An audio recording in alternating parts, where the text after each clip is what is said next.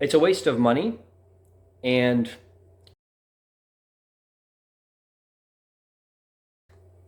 hey everyone, welcome to Clear Discussion. I'm John. And today I wanted to talk about money management and how to have a sustainable lifestyle with that.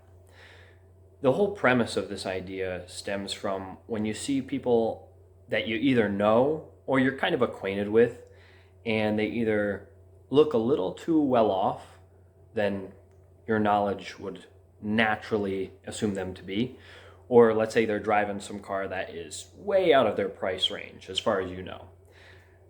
Now, obviously, some people have situations that you don't know about. Fair enough. But for a lot of people, I feel like that is a tendency where people will go out and be buying things that they have no business buying in terms of how much they actually own with their own money and how much they're in debt for. So it's a weird thought because so many people nowadays, the idea of being in debt is just completely normal. And I understand in some situations where that is, for the most part, the only option you have.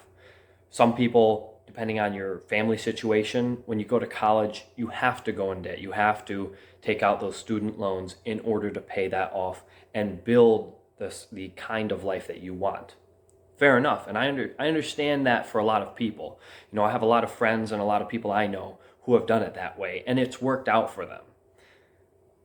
But it's more in the context of your kind of your day-to-day activities. You know, whether it's buying stuff you don't need, buying cars you don't need.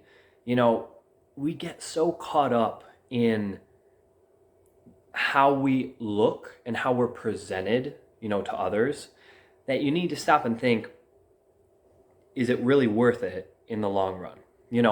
Is making myself look uh, wealthy or making myself look really, really good to, let's say, your average day, the people at work, maybe some of your friends and family, maybe if you go to church, people at church, like, who cares what these people think of you,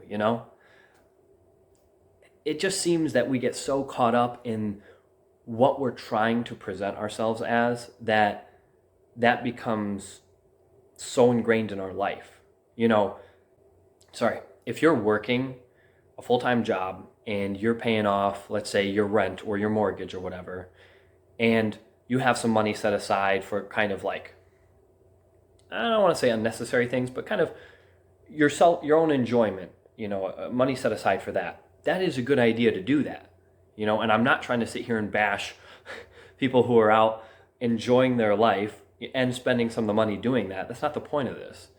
It's to be reasonable about what you're spending your money on. So, unless you're in a pickle and you have a bad car that's old, way too many miles on it and it's falling apart, or you're taking it to the shop way too often. If that's you, fair enough if you want to get a new vehicle, a reliable vehicle. But if that's not you and you're just like, man, I kind of want to upgrade my vehicle, in my opinion, if you don't need to, why are you doing it? That's how I see it.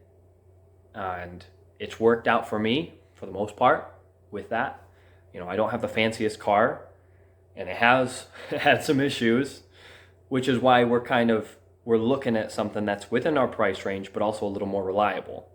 But I also know people in my personal life who are a little more prone to spend money on something they don't have. It's their life, they can do what they will, but it comes across as very irresponsible.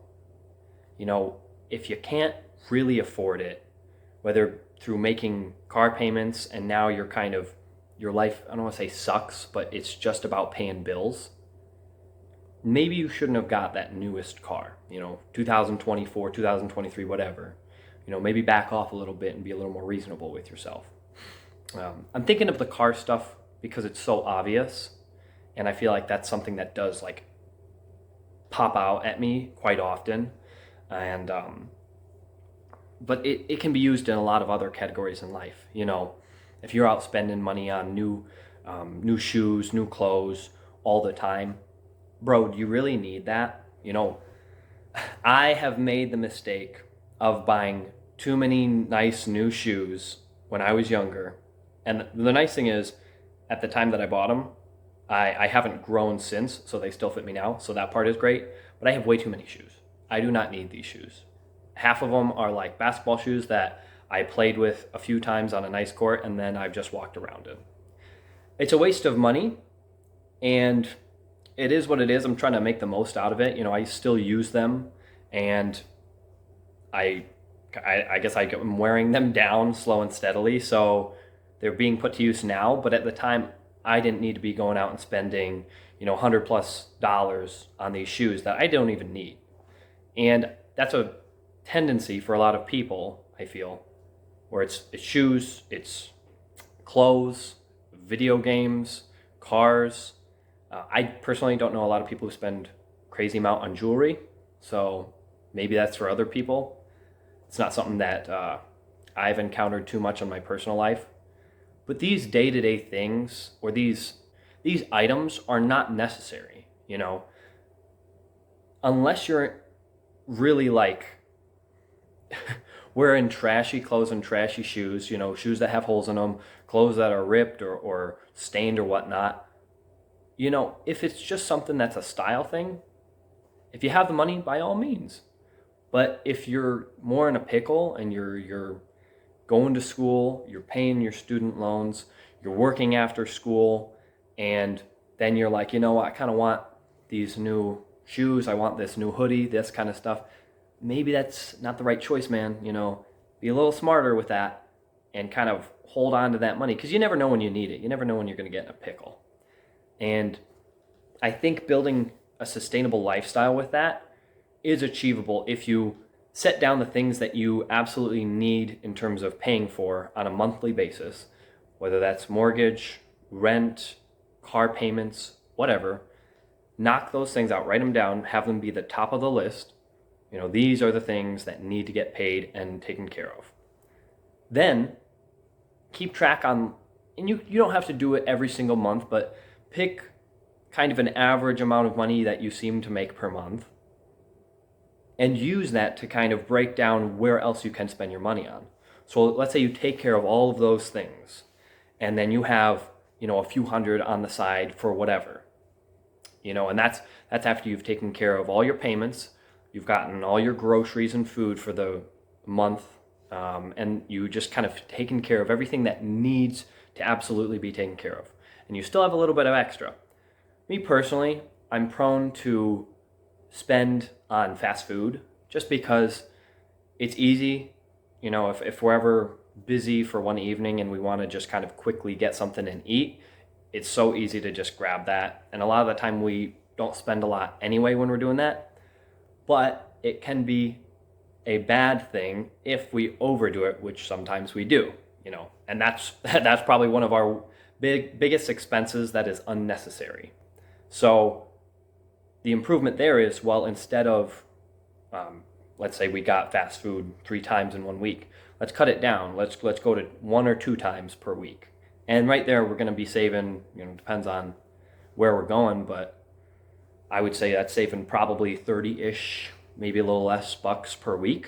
That can add up, And if you play your cards right, you can do that. You can cut out the things in your life that you realize you're kind of wasting time and money on. And then you can save that money either for long term or save it for the things that you actually want to spend it on. If you want to save up and buy a nice new car for yourself, by all means do that.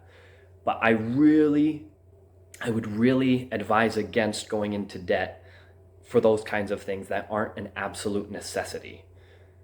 So take that as you will, and hopefully you can use that to better, your finances and hopefully your life and lifestyle, and it can overall just become a positive thing for you. If you liked the video, you might also like this one I got over here.